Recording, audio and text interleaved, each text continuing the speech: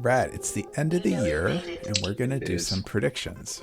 Right. So before we jump into that, just two quick housekeeping notes. 2026, we're going to start doing live streams more, so look for those. And we're recording this on December 26th, 2025. The 2-year birthday of 3reate is on the 28th in 2 days. So by the time this is out, it'll probably be 2-year-old podcast. Yeah. And so you were Happy the first. birthday. Yeah, you were the first guest on 3reate once upon a time, and you'll be the last guest of 2025, I guess. Awesome. Call it. I'm going to keep it rolling. I'm going to keep that rolling. It's a streak that I get. And maybe you'll be the first guest of 2026. We should do another one. So we're going to talk about our predictions across art, science, and technology for 2026. So we'll start with art. For 2026, Nathan, what's the biggest thing that's going to happen to art? Okay, so first of all, predictions are hard. We were talking about this before. Predictions are very hard, especially in tech. So take everything we say with a grain of salt here. But I thought we'd be a little bit more optimistic to begin with in art. And I think, especially given the AI slop wave that we've seen recently, I believe there's going to be a bit more emphasis in 2026 on originality or individualism. So because of, I think there was a recent deal with Disney and OpenAI to use AI. So I feel like we're hitting the end of the rope on like reusable IP, and people are going to get tired of seeing rehashes of existing IP. And we've already started to see hints of it with. I don't mean to knock on anybody, but if you've looked at like the Marvel franchise, it's the same heroes rehashed over and over with different stories, right?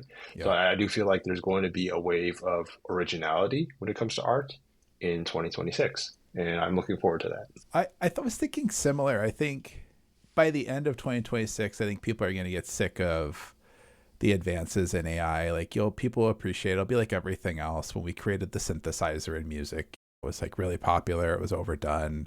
Everybody got burned out on it. That was the 80s. But the synthesizer's still around. It evolved. It's like now there's a whole genre of music. Electronic dance music, EDM, is just all synthesizer for the most part.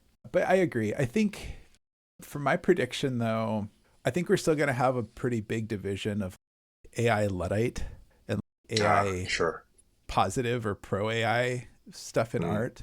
And I don't know that that's going to resolve in 2026. I will say that if you're not like hip to the AI, you've lost. Just like every other technology. Like I'm not shilling for AI, but like it isn't going anywhere. Like it's definitely overhyped. It's overblown. It's going to impact in ways we can't predict, of course. However, I will say that I think that AI will hopefully help arts folks do their craft better by freeing up all of the different stuff that they need to do that isn't necessarily directly related to their art. So they'll be able to be freed up from the selling of stuff, the advertising, the PR, like all that stuff that like artists are notoriously really bad at.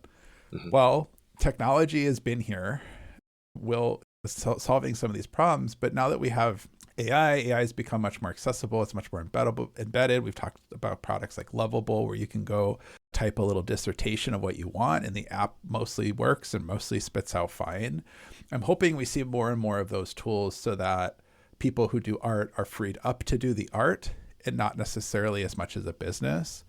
And like conversely, folks who are trying to enable art, studios, that kind of stuff, will then also be able to scale up better out of these human run processes that don't scale, right? If we're booking people and I'm the booker and I'm working 40 hours a week trying to keep everything running, we can't get more people involved. But if we can figure out ways to make my booking job easier or go away, we can solve that problem, scale it, but then also apply me to things that technology doesn't do well. Yeah. And with all this hype of AI is going to replace us and AI Jesus and all this nonsense, it's all nonsense.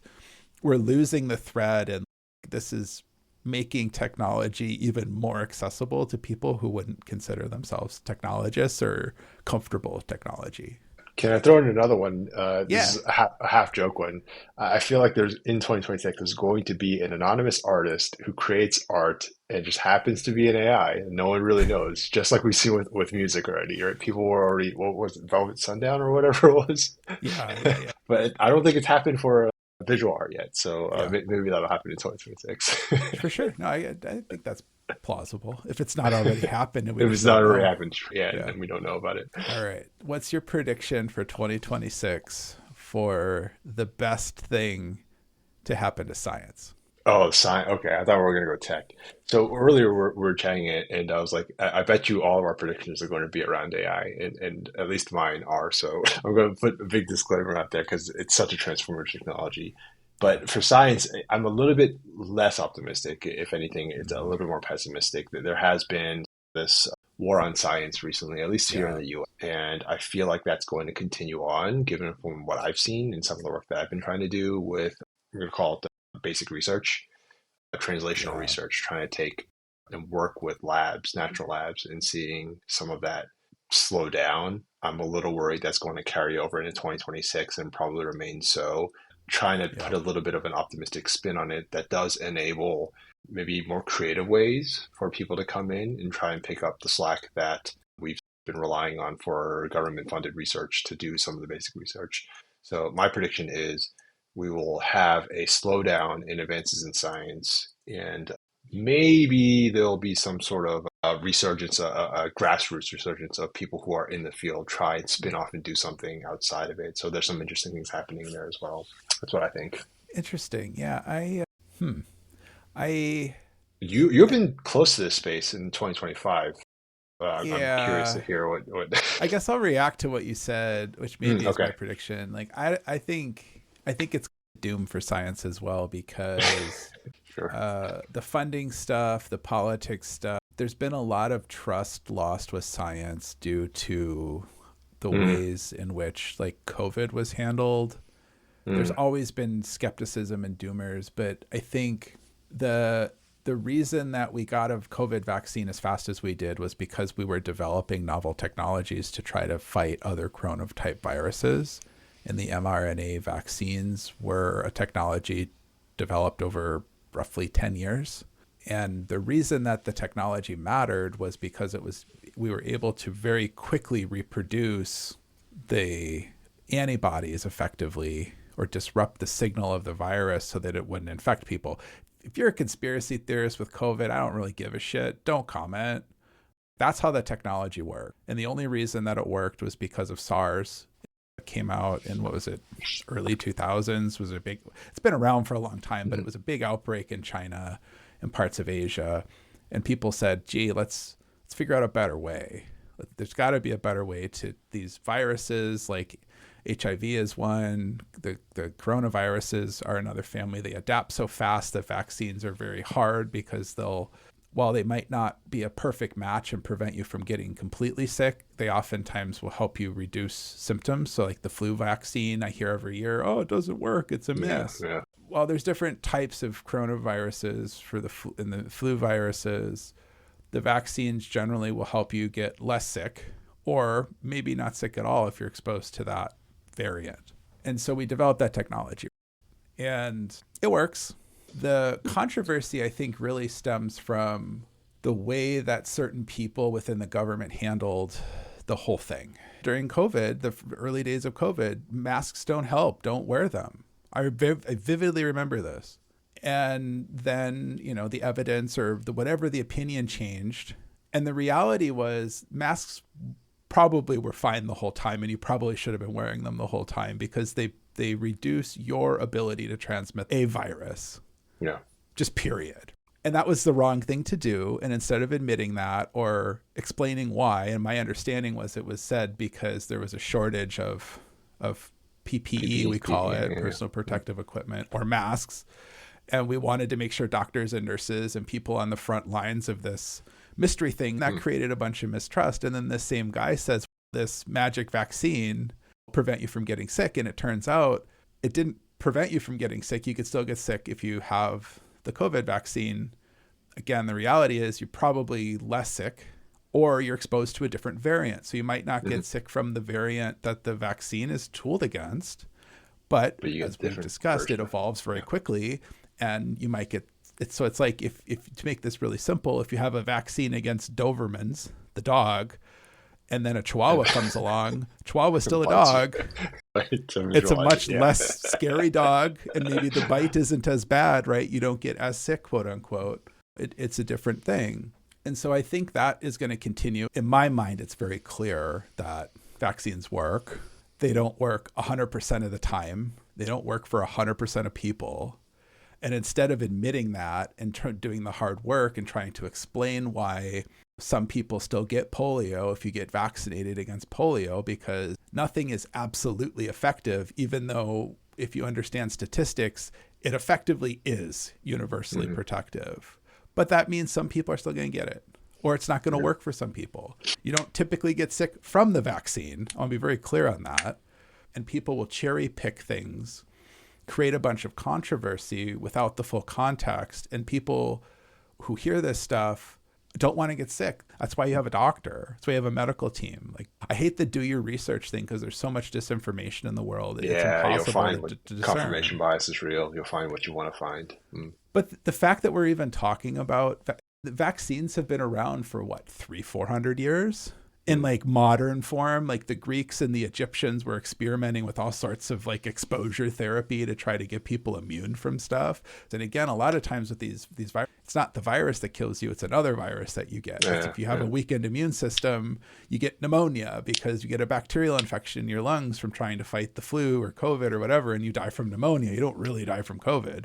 That was a whole conspiracy thing too that people couldn't get over. It's called comorbidity. And that means you can have more than one thing wrong with you at a time. Yeah. No, I know it's a little bit of a rant, but I'm really frustrated by this because we have never been in a much cooler time with so much. I just read a study last night where they published it on Festivus the day before Christmas. I didn't know that was a real thing. Christmas Eve, you mean? No, it was the 23rd. Oh, the day before. Okay, the day before Christmas. Got it. Okay. Yeah. Okay, I didn't realize that. Okay. And they published a study where there's really promising evidence of the ability to reverse Alzheimer's. Interesting. In mice, in animal models. Oh, okay. Is this a neurotech thing or a neurology related thing? Okay. Yeah. And it's nothing like exotic. They found a compound and they were able to reverse it. And so again, like, people will hear that we've solved Alzheimer's. No, we haven't. We've found a thing that reverses Alzheimer's in certain cases. In a mouse model, yeah. Which is how we learn. Right? And if we just inject a bunch of people with Alzheimer's with this drug or whatever, is it going to work? Probably not, to be honest. But we've made a really big leap forward in our understanding that this is reversible. And there's been other studies that suggest that you can either slow or reverse this also. But this one is like hot off the presses. I haven't had a chance to really internalize it, but it looks really promising. So my prediction for 2026 in science is that we're going to continue to make really strong advancements, but they're not going to make it to the public. Sure. And I think that, as you were saying, the distrust in science is going to continue, unfortunately. And things like the Alzheimer's and mice reversal should get everybody excited, and we should be funding basic science. And from what I understand, it was basic science that produced this. Yeah. And that's how you build. And maybe 10 years from now, we'll be talking about Alzheimer's isn't a thing anymore. Yeah, or 99% of people who get diagnosed with Alzheimer's get it reversed. Just like HIV 20 years ago was a death sentence. And there's more and more cases now where people have such low levels of the virus, they're considered HIV free, not able to transmit it, and they're not getting sick from it. So do we cure it? I don't know. That's a hard one. Yeah, but we've made it in such a way where you can live a normal life. And there's all sorts of political bullshit around that too. It's really cool that there was a virus that hurt people that we got rid of or made inert so that it doesn't hurt people. Why can't we celebrate that? Yeah, no, it's a very good note to end on. We've actually cured diseases before. And why aren't we talking about this stuff more? Yeah, so my prediction is that we're going to continue to see really cool leaps in different pieces of science. But because scientists are very skeptical of AI and technology. Yeah. I don't think it's going to be AI accelerated. I think it's going to hold us back. And I think once science starts adopting AI for things that AI does well at, we're going to see massive leaps, and we're all going to be saying, why didn't we do this sooner?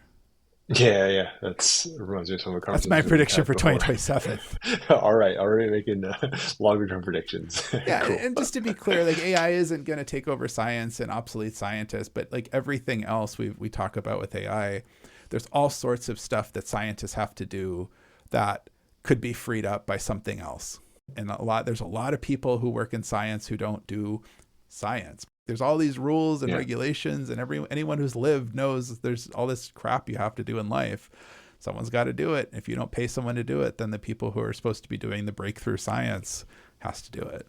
Yeah, cool. We're aligned on that. Yeah. In 2026, what is the best thing that will happen to tech? So my Drum answer is a roll. little adjacent. Yeah, it's adjacent to tech. I think we're going to see more digitization. It's always been a thing where, just get more digital representation of physical stuff in the world. But again, using an anchor of AI as a facilitator of efforts here, I think a lot of people are starting to realize that once we start to digitize things, AI, you can swing the AI hammer around and it's going to have a lot more impact, right? So like smart cities, we're seeing it with cars, putting more sensors on things, representing the physical space in the digital world in different ways is going to enable AI, which can do a lot of good things for us in the world.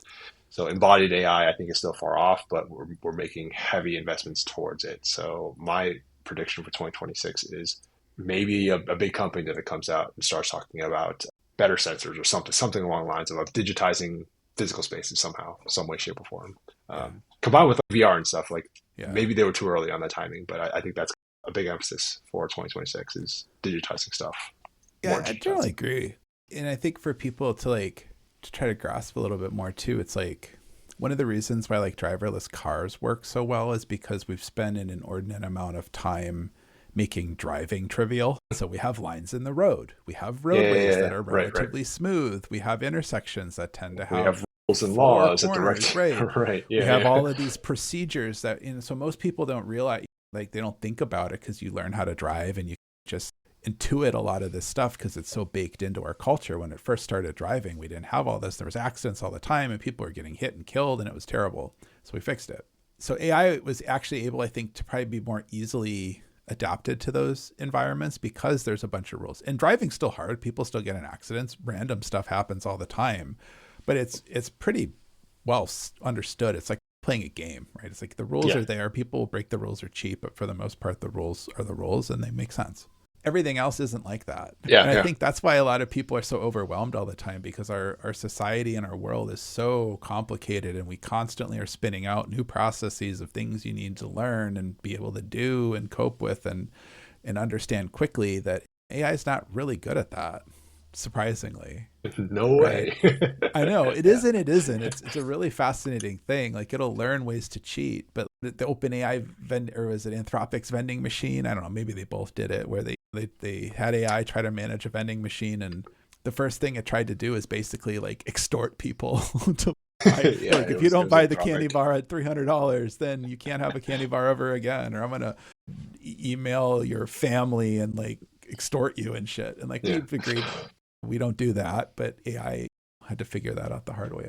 But making the world a more AI friendly place in terms of its ability to understand the world is definitely a big step. Everybody talks about data with AI too. Data is important, but a lot of the ways the data gets in now is people, right? Mm-hmm. And if we can actually expose the world via sensors and data points, and I think data freshness is something that people in the industry or in data will talk about, but the average person probably has no idea. If you put a bunch of information in a spreadsheet and upload it to AI, the AI can make all sorts of information and determinations on that. But if anything changes on that spreadsheet and you don't change it, it's out of date. Right. AI doesn't know, right? And so it's not as useful. But if AI can, when all the chat programs got the ability to search and then go out to the internet and pull the latest information, it got them around their training problems. Period. And that was kind of it. Yeah, those cut off. Then there's this cut off. Yeah, that they didn't know anything that happened since. And then also made it easier to get information in and out of the thing. So I think you're onto the right track there. My prediction for 2024 or 2026, 2024. Prediction. Backwards prediction. AI will be the talk of 2025. My prediction for tech in 2026, the most impactful thing. I struggle with this. I haven't, we were talking a little bit earlier. I don't know if I know. I think the biggest thing in 2026 for tech is going to be a Fortune 100 company is going to come out and they're going to say, we spent X amount of dollars on AI. We have no idea what that value is, and we're going to scale it back, or we're going to hire more people. Oh, interesting. And they're not going to say it like that, right? They're not going to say up, but we're going to see a very strong signal from a major company or a major player saying, yeah, we're using AI. It's fine, but just like Ford with the F-150 Lightning, the all EV truck, they basically said we're scrapping it. We're not doing it anymore. We're going to see the equivalent of that with AI in a company by the end of 2026. I like it because it's bold. It's very direct. It's very concrete. So I've been cheating and giving broad answers, but that one's pretty on point. Okay, interesting. And I want to be clear, like AI is not going anywhere, and I keep rehashing the point of it's a fantastic technology for what it's good at, but like every technology, it's not magic. It doesn't do everything, even though a lot of people are trying to convince you and sell you on that. But what it does do is really good, and there's a lot of ways you can use AI in your job to become more efficient and more productive. And we're going to continue to see that trend for sure in 2026. But I do think someone's going to call bullshit. Interesting. Do you have any front runners for who you think might be the ones to do that? There have already been companies that have scaled back their investments. Like I think it was Microsoft or some other companies. Yeah, cheating because it's already happening in 2025. Yeah. No one's had the gumption to come out and just say, just flat out say it. It's a cool technology, but like it's not ready for us, or it's not really doing what everyone is promising. I think a lot of the companies who are trying to do AI still, especially the big ones, are so early in adoption that they haven't recognized it yet. But the fundamental law of economics is that if you spend a bunch of money on something, eventually someone's going to ask what they got for that money. Yeah. What's the ROI on this? Yeah. And we've transitioned our companies from value to story driven. So whoever tells the best story gets the flame and the notoriety and the capital. But eventually the capital markets catch up and they say, great, you had this really cool story for however many years. Where's my more money, right? I invest in you to return some sort of return on investment. I don't see that return on investment. When the equities markets are all cooked, the financial incentives for this sort of thing to happen have never been stronger. Like everything is overvalued. There's nowhere to park money. So unless we do get some magic AI breakthrough that everyone I know doesn't think is going to happen, then we'll see progress. It'll always get better, just like everything in technology. It'll get better. But I think we're done seeing these massive leaps in AI. There's a broader prediction. So I don't the bubble's going to burst. I don't know if there's too much money, I think, in the bubble right now for it to really burst. Okay, for it to actually burst, sure. Way too many. But it's gonna start deflating. Yeah. I don't think we're gonna see mega deals. Like maybe in the early part of first half of 2026, we'll see some more mega deals, but I don't think we'll see anything after that. Or at least not on the scale. There might be one. But I don't think we'll see the massive investment pieces. But yeah, from a big player, I think we're going to see more consolidation before we see defeat. Okay. And so I could see Microsoft buying like Anthropic, or Apple buying Anthropic, or something like that.